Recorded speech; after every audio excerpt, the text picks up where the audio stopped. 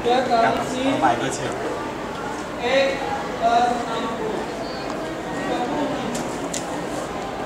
30. Assalamualaikum warahmatullahi wabarakatuh. Waalaikumsalam. Selamat siang anak-anak. Ya, Pak. Sebelum mulai pelajaran siang hari ini, Pak Sabtu dulu ya. Ya. Masuk. Dari siswa-siswa ini yang tidak masuk mungkin hari ini siapa? Ya. Siapa? Karisa. Berapa Karisa? 20. Ini kira-kira kenapa ya di sini? Tapi untuk masuk ya. Untuk siswa yang lain masuk. Dan jumlahnya yang masuk 38. Betul? Tanggal berapa sekarang? 15.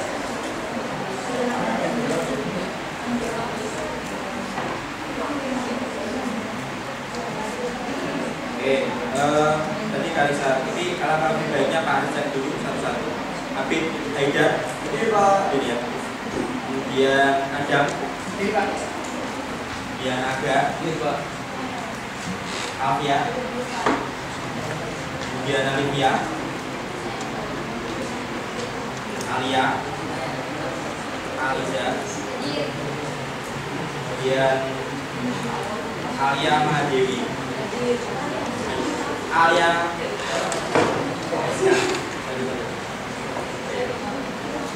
Amelia, kemudian Akila, Astria, kemudian Awelita, Kamelia, Ayo Jati, Ibu Tuh. Mulai pelajaran kita siang ini sudah bahas absen. Silakan kita cek dulu ya kebersihan kelas kita. Silakan sama yang masih di koper di bawah. Dan silakan di bawah kita silakan.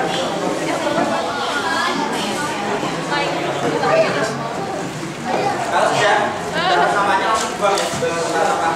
Sampah plastik. Ini sampah. Kertas yang tidak terpakai. Ini sampah. Buang ya, Mai. Mai, buang ya.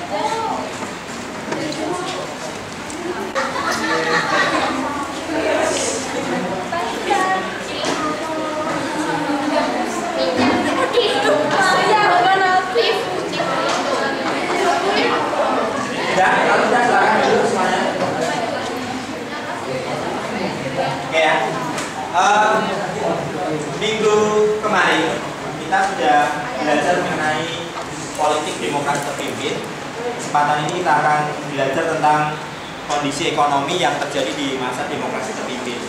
Jadi sebelum ke pelajaran, nanti kita akan pakai model pembelajaran mind map ya, berupa pembelajaran kelompok diskusi dengan produk hasil yang nanti Pak Haris minta adalah bentuk peta konsep atau mind map dari materi yang nanti kita bahas. Oke, sebelum itu sedikit mungkin bisa Pak Haris berikan pengantar untuk materi kita. Tadi mana yang belajar? Sudah belajar semua ya berarti?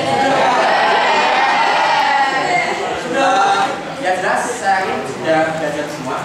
Kemudian coba Pak Haris cek dulu ya, kira-kira sejauh mana. Oke, 7 jari mungkin siapa yang sudah membahas tentang konsep demokrasi terpimpin khususnya aspek ekonomi. 7 jari silakan sebutkan salah satu program ekonomi yang terjadi di masa demokrasi terpimpin. Silakan. Ada yang bisa konsep ekonomi pada masa demokrasi terpimpin? Ekonomi yang terjadi di masa demokrasi terpimpin. Silakan. Ada yang bisa konsep ekonomi pada masa demokrasi terpimpin? Ya, dekon apa itu dekon? Dekon itu adalah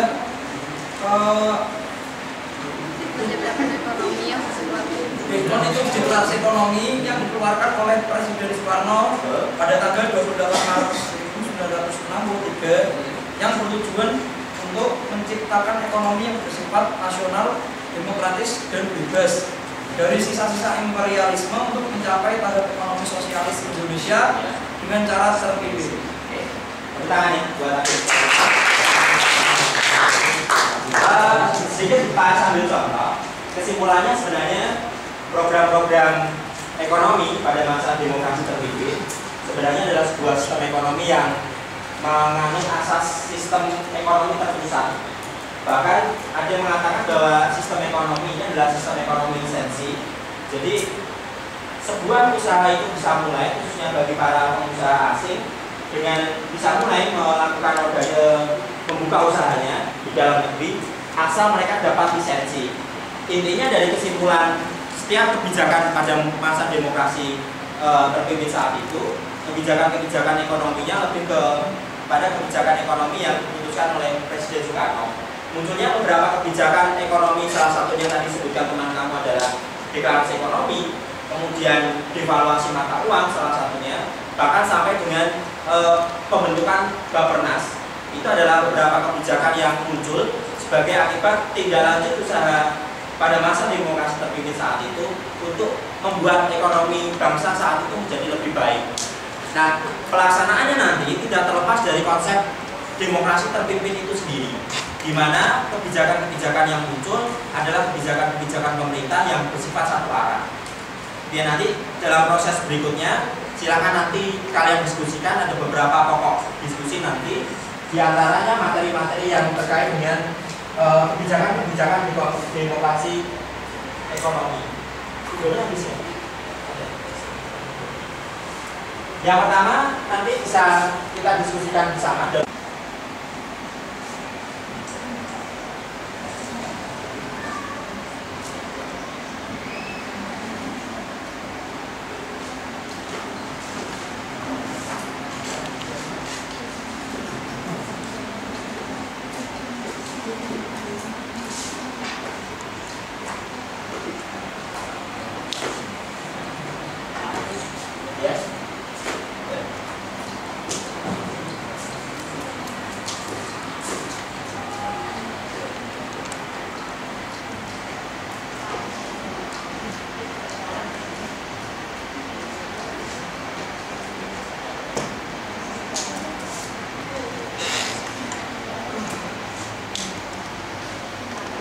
Perhatikan semuanya.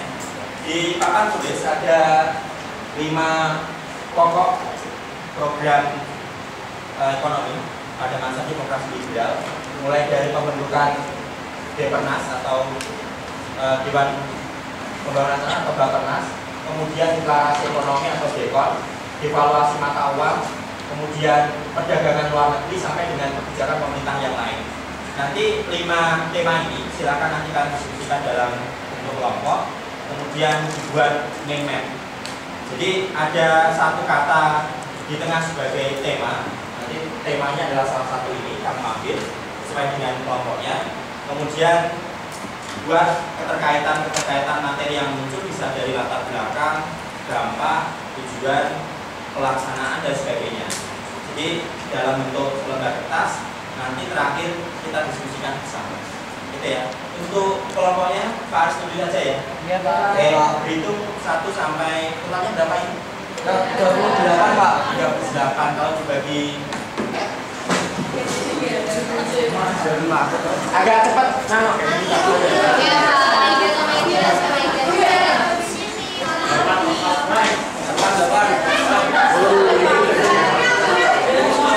kelompok saya di depan 2, 3, 4, 5, 6, 7, 8 kosong.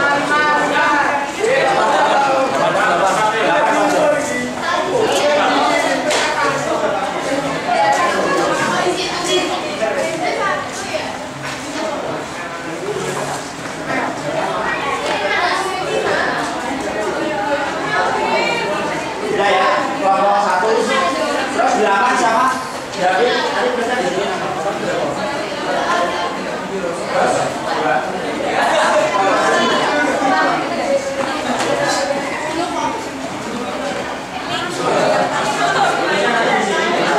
Ini ya, buat lebar, buat fokusnya nih.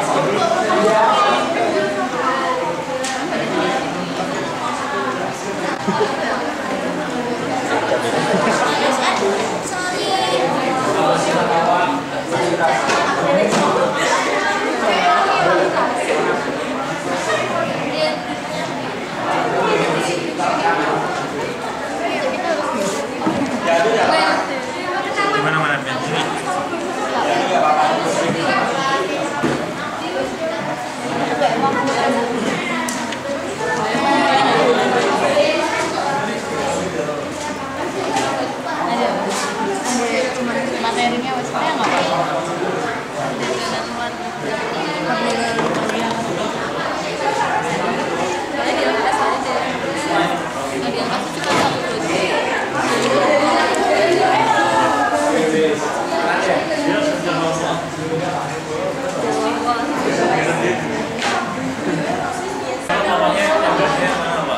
Gimana? Ya, satu kelompok satu. Satu kelompok temanya 1, 1, 2, 3, 4, 5 tetap seperti itu. Terus kelompok 6 kembali ke 1, kelompok 2 kembali ke 7, kelompok 3 kelompok 8 ke 3. Di antaranya pembentukan kooperasi ekonomi dan sebagainya. Kalau kebijakan yang lain itu lebih ke beberapa kebijakan yang lebih kecil. Terima Pak.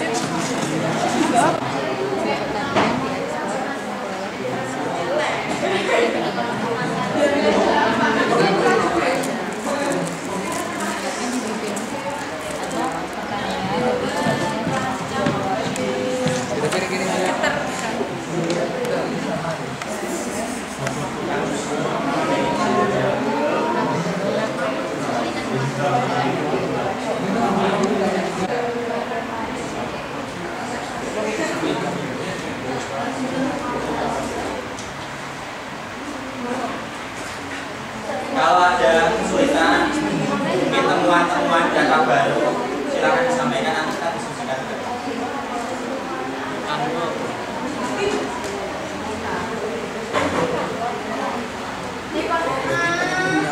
Penyebabnya evaluasi ada di situ. Kalau penyebabnya tuh berarti inflasi yang tinggi. Mengadopsi sistem nilai tukar tetap tersebut menilai bahwa harga mata uang Programnya bahasanya susah. Ini aja loh. Ini loh.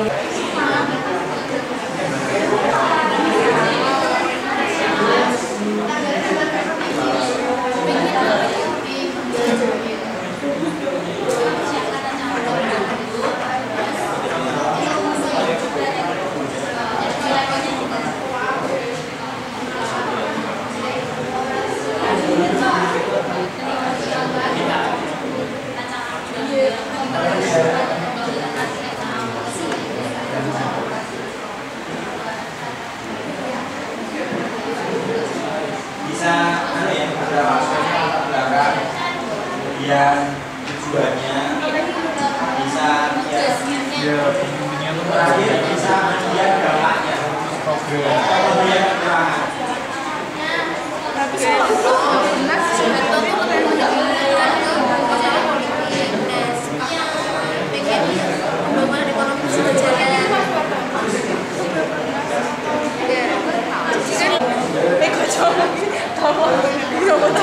jadi bocor jadi tulis emang jawaban ya Allah.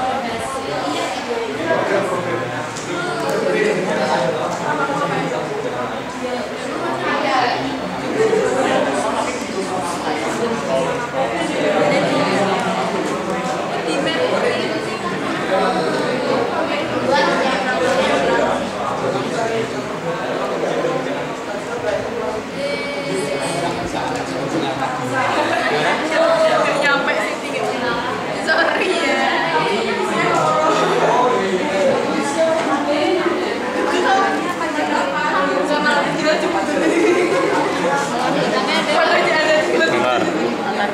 Kayak ini.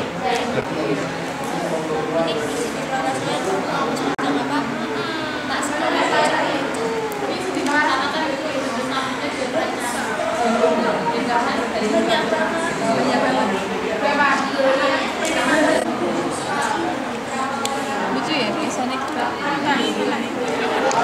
pojok kota Garis. hasilnya itu dijual ke luar negeri dan misalnya itu dibuat beli bahan-bahan dari luar yang Untuk bisa impor. dibutuhin Ya. dan yang nggak bisa dihasilkan dalam negeri.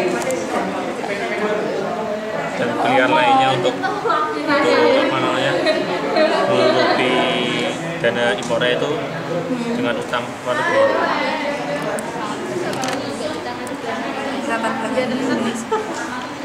Kok nggak cek aja.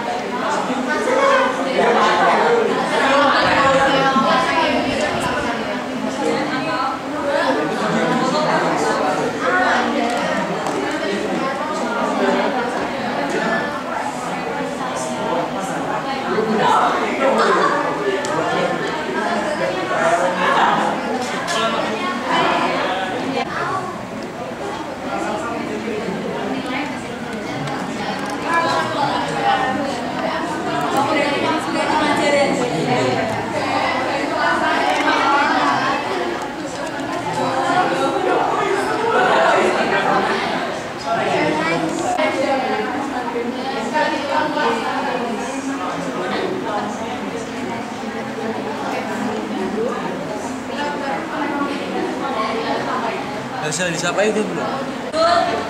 Pembentukan Depernas. Sebelum kelompok kami mempresentasikan, perkenalkan diri, nama saya Jenitra Raja absen 21. Saya usia 3 tahun.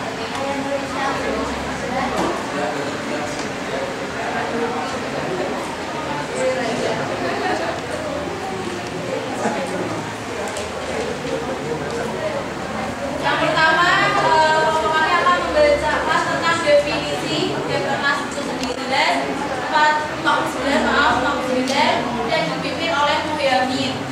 Yang kemudian anggota Depernas ini sendiri itu berjumlah 50 orang dan dibawa kabinet karya untuk melaksanakan pembangunan ekonomi.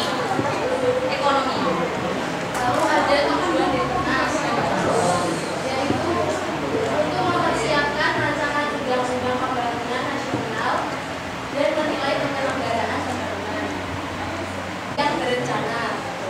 Kedua, menilai penyelenggaraan pembangunan. Lalu hasil yang dicapai yaitu dalam waktu 1 tahun Depernas berhasil membentuk Unit Pembangunan Nasional sementara berencana tahapan tahun 1961 sampai 1961. Utama mengenai perencanaan dan pembangunan proyek besar dalam bidang industri dan prasarana untuk dapat berjalan dengan lancar seperti diharapkan. Lalu setelah dibentuk Depernas ini memiliki beberapa tugas. Yang pertama adalah menyusun rencana jangka panjang dan rencana tahunan baik nasional maupun daerah.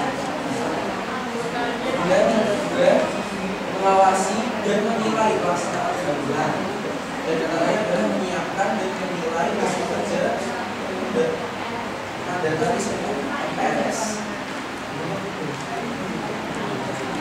Oke, latar belakangnya dari Depernas yaitu sehingga awal berlakunya ekonomi. Dengan demikian, peranan pemerintah dalam kebijakan dan kehidupan ekonomi nasional makin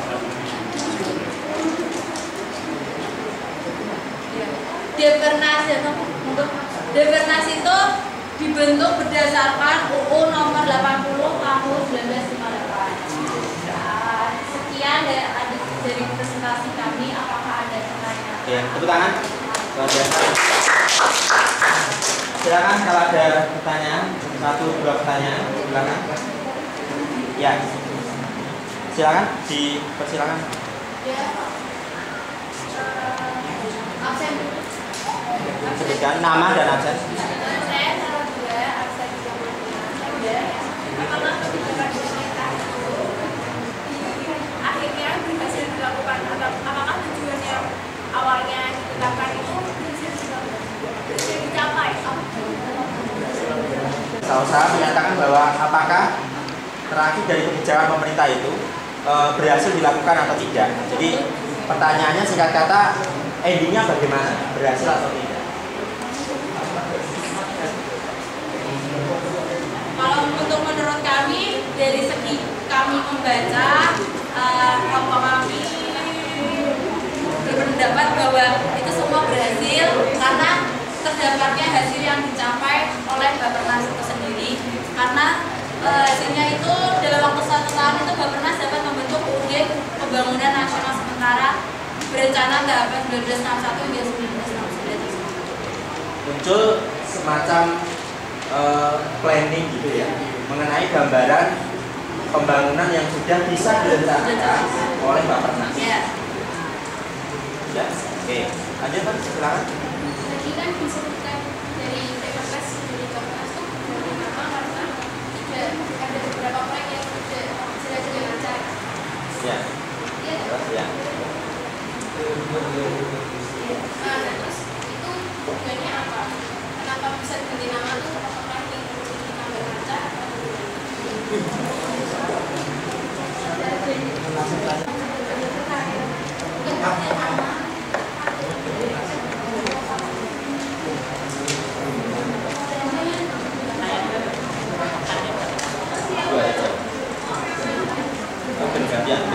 Masih sistemnya tuh perencanaan Bappenasnya itu udah memfokuskan dalam segi pembangunan untuk Indonesia.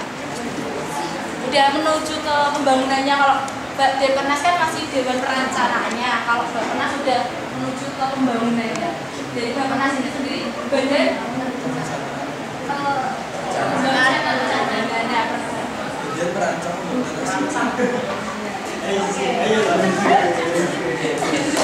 Udah ya, cukup berarti ya? Ya, tadi juga kalau diluruskan oleh Pak Aris. Tepuk tangan. Bappenas lebih besar. Bahkan tadi salah satunya alasan pengubahan nama ini terkait dengan tadi salah satunya adalah industrialisasi. Memang tidak dipungkiri bahwa pelaksanaan ekonomi terpimpin pada masa demokrasi terpimpin lebih banyak mengarah pada satu bentuk penghidupan kembali ekonomi nasional. Nah, dalam konteks ekonomi nasional sendiri kita lihat bahwa sebenarnya usaha-usaha nasional yang berbasis pada usaha lokal itu benar-benar dihidupkan. Jadi pemerintah berupaya untuk menghidupkan pengusaha lokal dengan cara salah satunya adalah membentuk semacam planning ke depannya yang kemudian diwujudkan dalam bentuk Depernas dan Bappenas. Kedua, Pak Artujo ya, kelompoknya ya, silakan maju dipresentasikan hasil kerja dari diskusinya. Ya, silakan. Tepuk tangan buat kelompoknya ya.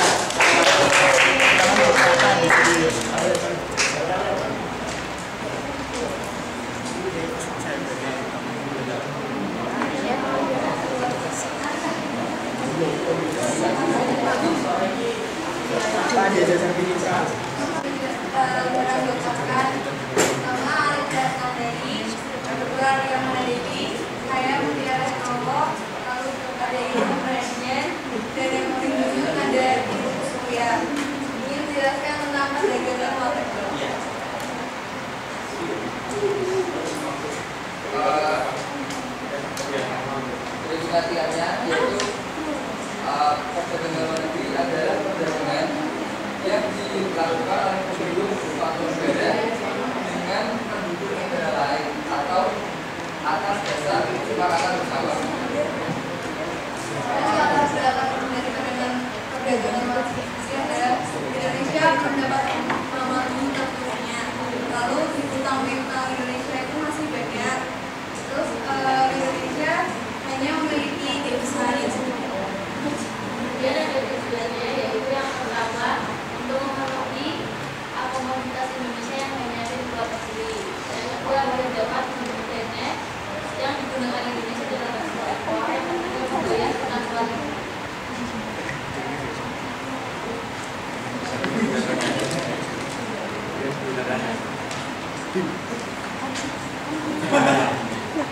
Kemudian dari juga karena bahan-bahan mentah yang dikirim Indonesia ke Cina ternyata jualan di Cina dan barang yang sudah jadi dijual kembali ke Indonesia dengan harga yang mahal.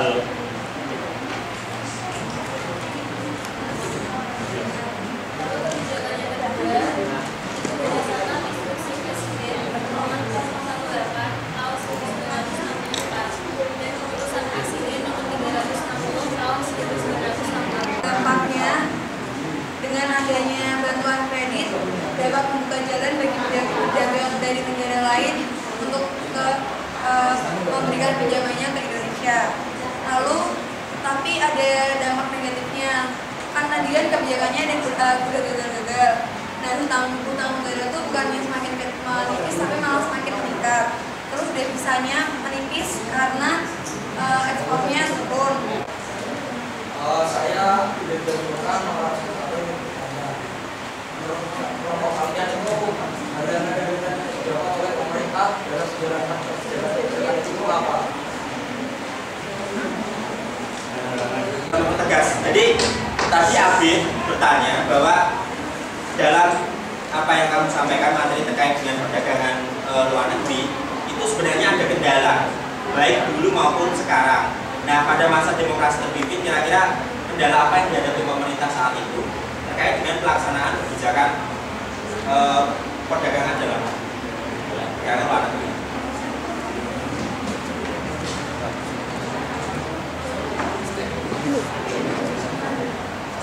Gas itu sehingga RIK sehingga ini tujuannya mereka juga melakukan negara lain untuk kembali ke Indonesia.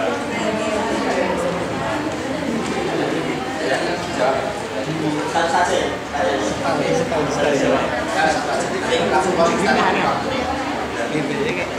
Oke, silakan jawaban dari pertanyaan Abid disampaikan. Jadi saya mau jawab pertanyaan dari Abid,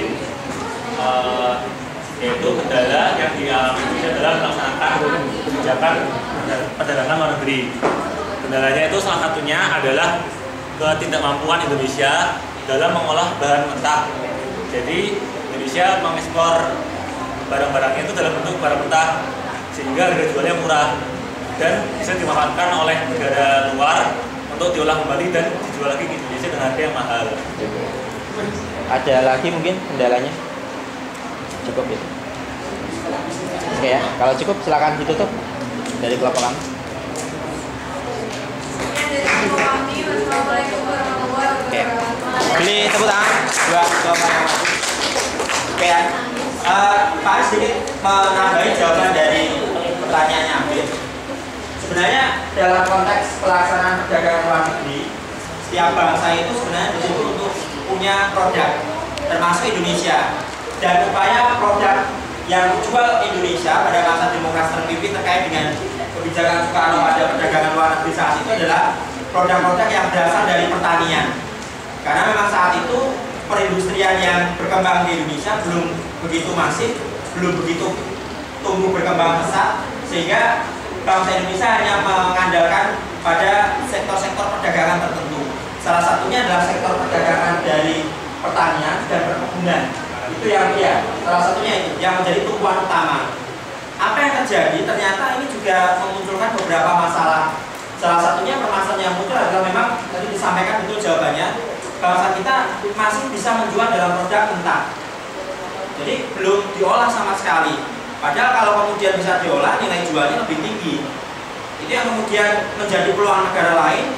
Mereka mendapatkan barang mentah dari Indonesia dalam harga yang murah, kemudian diolah dan dijual kembali ke dalam negeri, terutama ke bangsa Indonesia menjadi barang-barang impor. Nah, di sisi lain, ternyata dalam konteks perdagangan luar negeri, dari dulu sampai sekarang, itu punya kendala yang klasik. Apa itu pajak?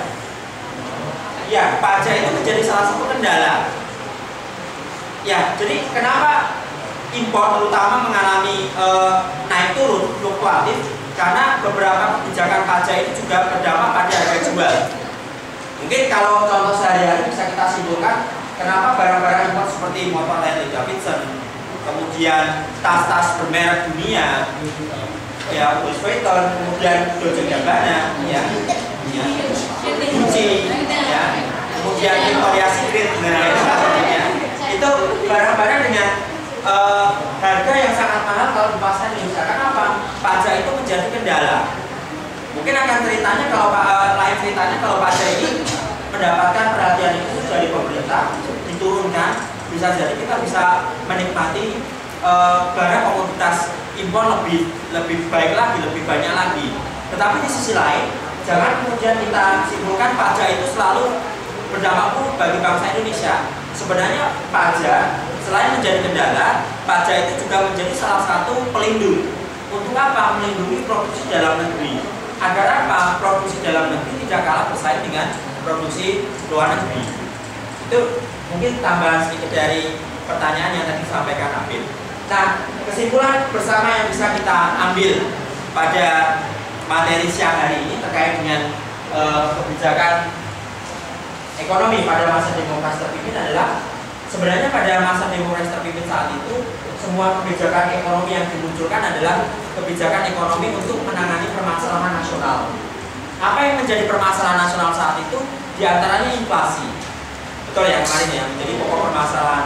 Kemudian lemahnya daya saing para pengusaha lokal, sehingga mau tidak mau harus dibangkitkan dengan beberapa kebijakan-kebijakan yang muncul saat itu.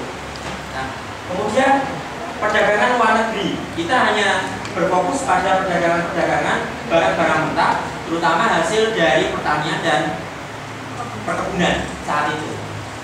Nah, selain itu beberapa kebijakan yang muncul diantaranya yang paling klasik adalah masalah inflasi, sehingga butuh kebijakan-kebijakan yang pro rakyat, sehingga untuk menekan inflasi saat itu diantara solusi pemerintah adalah devaluasi mata uang. Intinya dalam setiap kebijakan ekonomi pemerintah bisa kita ambil kesimpulan adalah ini salah satu kebijakan yang terbaik untuk memperbaiki ekonomi yang berujung nanti pada kesejahteraan rakyat sesuai dengan amanah dari Undang-Undang 1945 gitu ya. Nanti kita sambung pertemuan di depan. Yang jelas terima kasih atas kerjasamanya pada pelajaran siang hari ini. Demikian pelajaran Pak Aris saya akhiri. Selamat siang, assalamualaikum warahmatullahi wabarakatuh.